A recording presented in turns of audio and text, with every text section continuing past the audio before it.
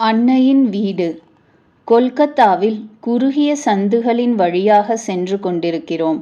இந்த பயணத்தில்தான் என்னவெல்லாம் நிகழ்ந்துவிட்டன. நாம் தனியாக புறப்பட்டோம். புதிய இடங்களோடும் புதிய மனிதர்களோடும் புதிய பொருட்களோடும் நமக்கு தொடர்புகள் ஏற்பட்டுள்ளன. ஆனால் இந்த பயணத்தில் எங்குமே நம்மை நாம் அந்நியராக உணரவில்லை. தங்குவது குறித்தோ உணவு குறித்தோ பாதை குறித்தோ சிந்திக்க வேண்டிய அவசியம் இருக்கவில்லை. அனைவரும் நம்மோடு இயல்பாக பழகினர். அவர்களும் நம் நலனில் அக்கறை கொண்டு எத்தகு அற்புதமான விஷயங்களை சொல்லிக் கொடுத்திருக்கிறார்கள். இவையெல்லாம் எதனால்? நாம் அன்னையின் அன்பு குடும்பத்தில் ஒருவராகி விட்டோம் என்பதால்தானே. அன்னையார் தனது தாய்மை எனும் இழையால் இந்த பிரபஞ்சத்தின் அனைத்து பொருட்களையும் பிணைத்து வைத்துள்ளார். அந்த அன்பு பிணைப்பே நம்மை அனைவரோடும் இணைக்கிறது. தாய்மை எனும் ஜீவநதி. தாய்மை என்பது எவ்வளவு அற்புதமான விஷயம்! இந்த தாய்மை எனும் ஜீவநதி மட்டும் மனித வாழ்க்கையில் இல்லாமல் இருந்தால் மனித வாழ்வு எத்தகு பாலைவனமாய் மாறியிருக்கும். தாய்மை ஒருபோதும் மறுப்பதில்லை. அந்த ஆசிகள் என்றென்றும் நம்முடன் வாழ்கிறது. அந்த இதயத்தில் நாம் பாதுகாப்பான அரவணைப்பில் வாழ முடியும். ஆழம் காண முடியாத இனிமை, பிரிக்க முடியாத பந்தம், நிழல் காண முடியாத புனிதம், இவை யாவும் சேர்ந்ததுதான் தாய்மை. பாரதத்தில் தாய் என்ற கருத்தை விட உயர்ந்த கருத்து எதுவும் இல்லை என்ற சகோதரி நிவேதிதை கருத்துக்களை மரியா கூறியது நம் நினைவுக்கு வருகிறது. ஜென்ம ஜென்மாந்தர தாய். நமக்கு இவர் எத்தகு தாய்? உடலால் தாய் ஆவதை பற்றி நமக்கு தெரியும். உணர்வின் விரிவால், சேவையின் திறத்தால், கருணையின் உருவாய் தாய் என்பது நமக்கு புதிய விஷயமாக உள்ளது. உயிர்கள் அனைத்தையும் படைத்த கடவுள் அவைகளை அன்புடன் பேணி வளர்க்க தாயை படைத்ததாக கேள்விப்பட்டிருக்கிறோம். அதனால் அன்னையை கடவுளின் பிரதிநிதியாக போற்றும் மரபு நம்மிடம் உள்ளது. ஆனால் கடவுளே உயிர்களின் மீது எல்லையற்ற கருணை கொண்டு அருள்பாலிக்க அன்னையாக அவதாரம் செய்ததாக அல்லவா அன்னையின் வாழ்வு அமைந்துள்ளது. இவர் நமக்கு இந்த ஜென்மத்திற்கு மட்டுமா தாய்?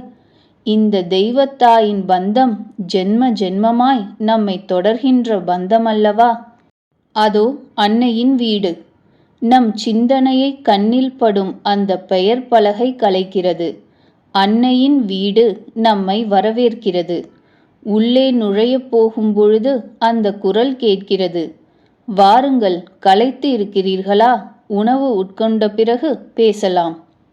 வாசல்படிதான் நம்மை வரவேற்கிறது. உள்ளே நுழைந்த நாம் மாடிப்படிகளில் ஏறி கோயிலில் உள்ள அன்னையின் படத்தை வணங்குகிறோம். அந்த அறையில் அமைதியாக அமர்கிறோம். ஆஹா, இந்த இடத்திற்கு எத்தனை பக்தர்கள் வந்திருப்பார்கள்! அன்னையை தரிசித்து அமைதி பெற்றிருப்பார்கள் எனும் எண்ணம் நம்மில் எழுகிறது. நிறைந்த மனத்தோடு வெளியே எழுந்து வருகிறோம். மாடிப்படியை ஒட்டியுள்ள அறையின் பக்கம் நம் கண்கள் செல்கின்றன. அங்குள்ள சிறிய மேஜை, சுவாமி ஒருவரின் படம் நம்மை கவர்கிறது. இது யாருடைய அறை என்ற கேள்வி நம்முள் எழுகிறது. அன்னையின் வாயிற்காவலன். நமது மனத்தில் எழுந்த வினாவிற்கு வாசல் பதில் சொல்கிறது. இது சுவாமி சாரதானந்த மகாராஜின் அறை. இவர் பகவான் ஸ்ரீ ராமகிருஷ்ணரின் நேரடி சீடர். ராமகிருஷ்ண மடத்தின் பொது செயலாளராய் இருந்தவர். வெளிநாடுகளுக்கு சென்று வேதாந்தத்தை பரப்பிய இவர் அன்னையாரின் சுமை தாங்கியாய் இருந்தார். இவர் தன்னை அன்னையின் வாயிற்காப்பாளன் என கூறிக்கொள்வார். அன்னையை சாக்ஷாத் ஜெகதம்பாவாக பார்த்து அவருக்கு தொண்டு செய்தார். இவர்தான் அன்னைக்காக இந்த வீட்டை கட்டினார். அதை கட்டுவதற்கான செலவை குருதேவரின் வாழ்க்கை சரிதத்தை எழுதித்தான் சுவாமிகள் சமாளித்தார். இந்த அறையில்தான் அவர் அமர்ந்து எழுதுவார். அன்னையார் சுவாமி சாரதானந்தர் இருக்கும் வரை மட்டுமே என்னால் உத்போதனில் தங்க முடியும். என் பொறுப்பை ஏற்று நடத்துவதற்கு அவனை தவிர வேறு யாரையும் நான் காணவில்லை. என் சுமையை தாங்கக்கூடியவன் சரத் ஒருவனே என்பார். அன்னையின் தனிப்பட்ட தேவைகள் என்பது மிக குறைவு என்றாலும் அவரை தொடரும் அவரது சுற்றம், நாடி வரும் பக்தர்கள் என அனைவரின் பொறுப்பை ஏற்று நடத்துவது செயல் வீரனால்தான் முடியும். பிரமிப்போடு நாம் அந்த அறையை பார்க்கிறோம். நம்மை அழைத்து பிரசாதம் தருகிறார்கள். பிரசாதத்தை உட்கொள்ளும் நம்மை பார்த்து வாசல் சொல்கிறது, அப்பா, இங்கு நாகமகாசாயர் என்ற பக்தர் அன்னையை காண வருவார். அவர் அன்னையின் சந்நிதியில் தன்வசம் இழந்து பக்தியில் திளைப்பார். அன்னை பிரசாதம் கொடுத்தால் பிரசாதம் உள்ள இலையையும் அன்னையின் பிரசாதமாக கருதி சாப்பிட்டு விடுவார். எத்தகு நம்பிக்கை அவரிடம் இருந்தது! அம்மா என்று அழைத்தாள். வாசல் கூறத் தொடர்கிறது, தக்ஷிணேஸ்வரத்தில் அன்னையார் வாழ்ந்த காலத்தில் குருதேவருக்கு தினமும் உணவு எடுத்துச் செல்வார். ஒருமுறை அங்கு வந்த பெண், அம்மா, என்னிடம் உணவை கொடுங்கள், அதனை நான் குருதேவருக்கு கொடுக்கிறேன் என வாங்கிச் சென்றார். சிறிது நேரம் கழித்து அன்னையாரிடம் ஸ்ரீ ராமகிருஷ்ணர், குருதேவர் அன்னையை அழைத்து வழி தவறிய அந்த பெண்ணிடம் இனி உணவை கொடுத்தனுப்ப மாட்டேன் என்று உறுதி கூறுமாறு கேட்டபொழுது, அம்மா என அழைத்து யாராவது என்னிடம் ஏதாவது கேட்டால் என்னால் கொடுக்காமல் இருக்க முடியாது என்றார் அன்னை.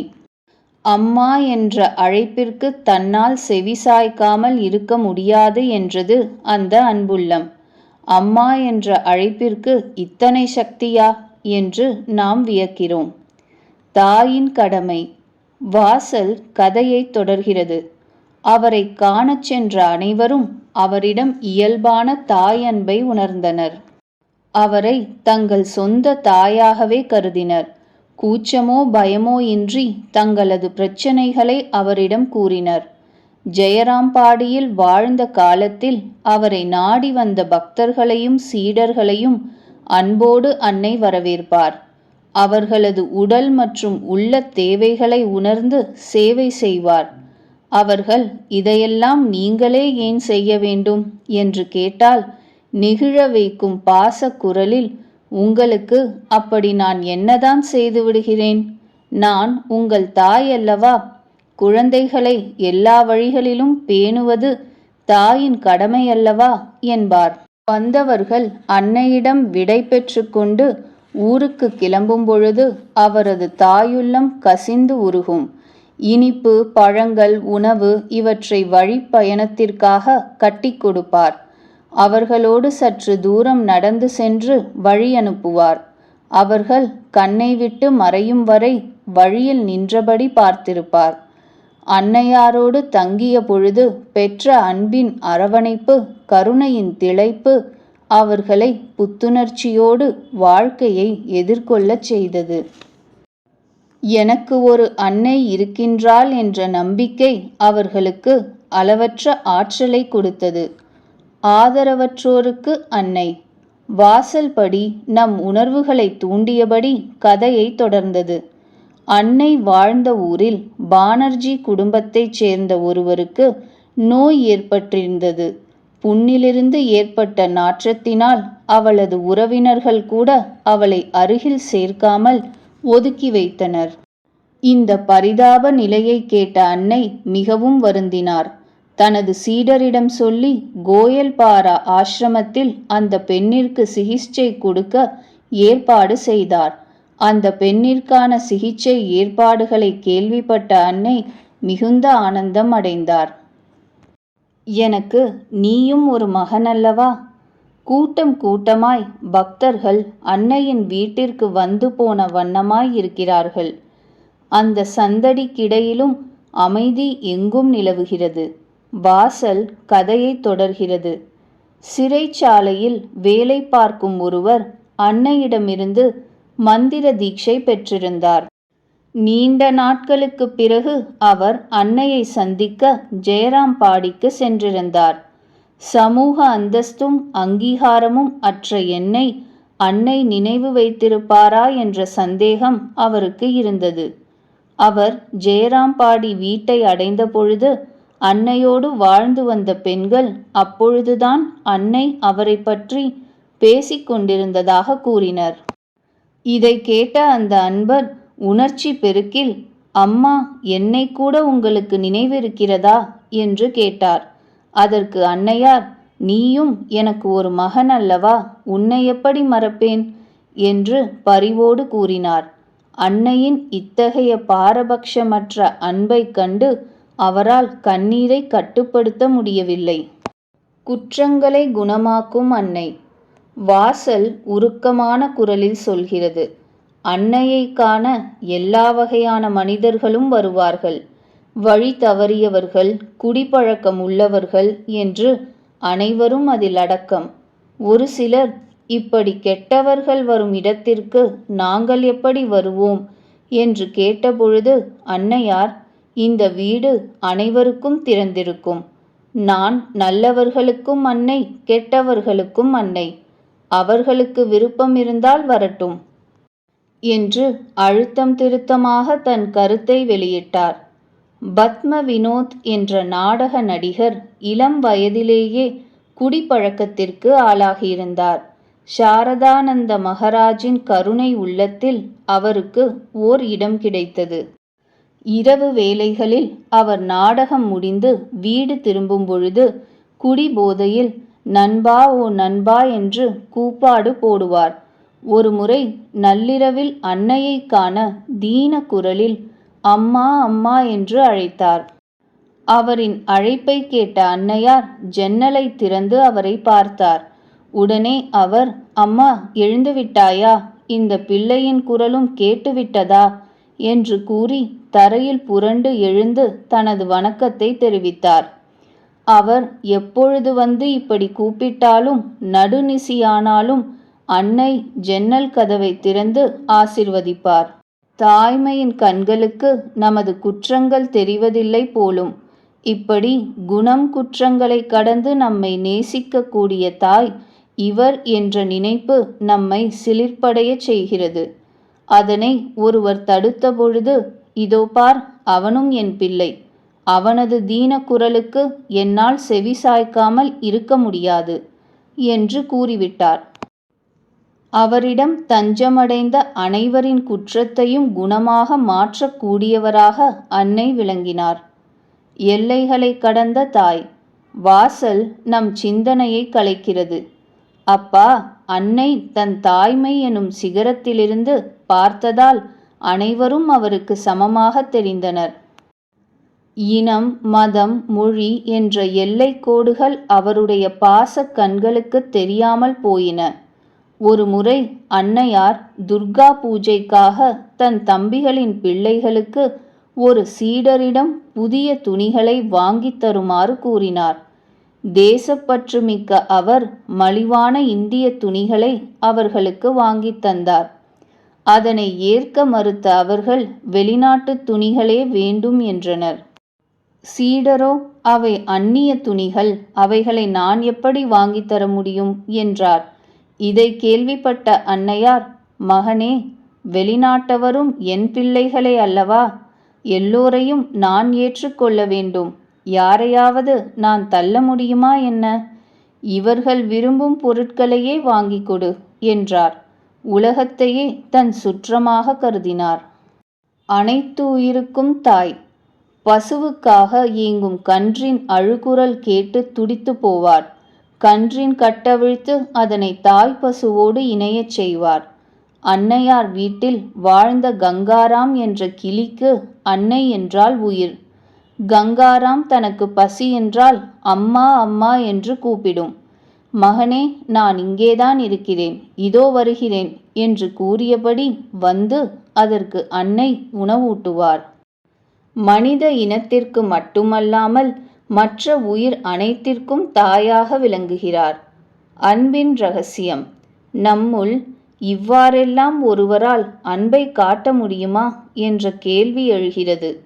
அதை தெரிந்து கொண்டது போல வாசல் உடனே கூறுகிறது, அன்பின் இரகசியத்தையும் அமைதியின் இரகசியத்தையும் உணர்ந்து இருந்ததால்தான் அன்னையாரால் எல்லோரையும் அன்பால் அரவணைக்க முடிந்தது. ஒரு முறை அன்னையார் ஒரு சிறுமியிடம் விடை பெறும் பொழுது, உனக்கு என்னை எவ்வளவு பிடிக்கும் என்று கேட்டார். அதற்கு அந்த சிறுமி தனது கைகளை முடிந்த அளவு விரித்து இவ்வளவு என்று கூறினாள். நான் போன பிறகும் என்னை நேசிப்பாயா என்று கேட்டார். அந்த சிறுமி ஆமாம் என்று பதில் கூறினாள். அதை நான் எப்படி புரிந்து கொள்வது என்று கேட்டார். மேலும் அன்னையாரே அதன் விடையாக அன்பின் இரகசியத்தை கூறினார். நீ நேசிப்பவர் யாரிடமிருந்தும் எதையும் எதிர்பார்க்காதே, எதையும் அவர்களிடம் கேட்காதே. நீ கேட்பதாக வைத்துக்கொள்வோம். சிலர் அதிகமாக தருவார்கள், சிலர் குறைவாக தருவார்கள். அதிகமாக தருபவர்களை அதிகமாகவும் குறைவாக தருபவர்களை குறைவாகவும் நேசிக்க நேரிடும். அன்பு எல்லோரிடமும் சமமாக இருக்காது. எனவே நீ நேசிக்கின்ற யாரிடமிருந்தும் எதையும் எதிர்பார்க்காமல் இருந்தால் உன்னால் அனைவரையும் சமமாக நேசிக்க முடியும். இது கேட்பதற்கு எளிதாக இருந்தாலும் நடைமுறையில் சாத்தியமா என்று நாம் வியக்கிறோம். அமைதியின் இரகசியம். எந்த எதிர்பார்ப்புமற்ற அன்பை செலுத்த கற்றுக்கொண்டால் வாழ்க்கை எவ்வளவு இன்பமாக இருக்கும் என்ற எண்ணம் நமக்கு உண்டாகிறது. மேலும் வாசல் ஏதோ அமைதியின் இரகசியம் என்று கூறியதே என்று அதை நோக்குகிறோம். வாசல் கதையை தொடர்கிறது. இறக்கும் தருவாயில் அன்னையார் ஒரு பக்தையிடம், உனக்கு மன அமைதி வேண்டுமானால் பிறரது குற்றங்களை பார்க்காதே, மாறாக உன் குற்றங்களை பார். உலகம் முழுவதையுமே உனது சொந்தமாக்கிக் கொள். இந்த உலகில் யாரும் அந்நியர் இல்லை. இந்த உலகம் முழுவதுமே உனது சொந்தம்தான் என்று கூறினார். அன்னையாரின் உயில். அன்னையின் அன்பு மொழிகளை கேட்ட நமது உள்ளம் ஆனந்தத்தால் நிறைகிறது. மன நிறைவுடன் விடை பெற எழுந்தபொழுது வாசல், அப்பா, அன்னையாரின் உயிலை மறக்காமல் எடுத்துச் செல் என்றது. அது என்ன என்று எண்ணமிடுகிறோம். வாசல் நம்மிடம், நீங்கள் அன்னையின் பிள்ளைகள் அல்லவா, அவர் விட்டுச் சென்ற உயில்களில் உங்களுக்கும் பங்கு உண்டு. உனக்கு யார் இருந்தாலும் இல்லாவிட்டாலும் அன்னை நான் இருக்கிறேன். யாரோ ஒருவர் உன்னை பாதுகாத்து கொண்டிருக்கிறார் என்பதை மறவாதே.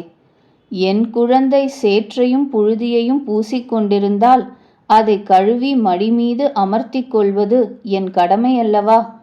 யாரெல்லாம் வந்திருக்கிறார்களோ, யாரெல்லாம் வரவில்லையோ, இனி யாரெல்லாம் வரப்போகிறார்களோ, அந்த என் பிள்ளைகளுக்கெல்லாம் என் அன்பை தெரிவித்துவிடு. என் நல்லாசிகள் எப்பொழுதும் அவர்களுக்கு உண்டு. அடே அப்பா, எத்தகு உயிலை அன்னை நமக்கு விட்டு சென்றிருக்கிறார். இதுவல்லவா நிரந்தரமாக நமக்கு என்றும் பயன்படும் உயில். தோன்றா துணை. வெளியே வரும்பொழுது மீண்டும் வா என்று ஒரு குரல் கேட்கிறது. இக்குரல் யாருடையது என்று சுற்றிலும் தேடுகிறோம். எந்த பொருளும் தன்னை அடையாளம் காட்டவில்லை. இப்பொழுது யார் பேசியது என்று தெரியவில்லை. நம் மனத்தில் பிரபஞ்சம் எங்கும் நிறைந்திருக்கும் அன்னையின் குரல் அது என்ற தெளிவு பிறக்கின்றது. இந்த பயணம் முடிகிறது. நமது வாழ்க்கை பயணம் தொடர்கிறது. தோன்றா துணையாக அன்னை வாழ்க்கை பயணத்தில் நம்முடன் வரப்போகிறார் என்ற நம்பிக்கை நம்மில் எழுகிறது. இதுவரை கேட்டவை. அன்னை எல்லா உயிர்களையும் தன் அன்பின் இழை மூலமாக இணைத்துள்ளார். ஆழம் காண முடியாத இனிமை, பிரிக்க முடியாத பந்தம், நிழல் காண முடியாத புனிதம், இவை யாவும் சேர்ந்ததுதான் தாய்மை. தாய்மை என்பது ஒரு குணம். அதை ஆணோ பெண்ணோ கை கொள்ளும் பொழுது உணர்வுகள் விரிவடைந்து வாழ்க்கை உயரும். ஏழை பணக்காரன், நல்லவர் கெட்டவர் என்ற பாகுபாடின்றி அன்னை அன்பு செலுத்தினார். அவரது அன்பு நாடு, இனம், மொழி என்பதை கடந்து விரிந்து பரந்துள்ளது. வழி தவறியவர்கள் மற்றும் ஆதரவற்றோர் என்று எல்லோருக்கும் அவரது அன்பு உரியது. எல்லோரிடமும் சமமாக அன்பு செலுத்த வேண்டும். யாரிடமும் எதையும் எதிர்பார்க்க கூடாது என்பதே அன்பின் இரகசியம். மன அமைதி வேண்டுமானால் யாரிடமும் குற்றம் காணக்கூடாது. அனைவரையும் நம்முடையவர்களாக்கிக் கொள்ள வேண்டும். இதையே அமைதியின் இரகசியமாக அன்னை கூறுகிறார். உனக்கு யார் இருந்தாலும் இல்லாவிட்டாலும் நான் இருக்கிறேன் என்ற அபய வாக்கு நம்மை வழிநடத்தும். சிந்தித்துச் செயல்பட. அன்னையின் அன்பில் திளைத்தவர்கள், நம்பிக்கை பெற்றவர்களை பற்றி கேள்விப்பட்டு உள்ளோம். இத்தகு சுயநலமற்ற தாயன்பை நம் வாழ்வில் சிறிதளவாவது கைக்கொண்டால் நம் வாழ்வு எத்தகு உயர்நிலையை அடையும்? பிறர் குற்றம் காணாது அனைவரையும் நம் சொந்தமாக கருதி இயல்பான அன்போடு பழகினால் இந்த வாழ்க்கை எத்தனை சிறப்புறும்! அனைவரிடத்தும் பாகுபாடின்றி எந்தவித எதிர்பார்ப்பும் இல்லாமல் தூய அன்பை செலுத்தினால் தெய்வத்தன்மை அடைவோம் அன்றோ? அன்னையின் பிள்ளைகளாகிய நமக்கு அவரது அரிய குணங்கள் தாய்வழி சொத்தாக வந்துள்ளன. அவற்றை நம் வாழ்வில் என்றும் நினைவு கொண்டு செயல்படுவோம்.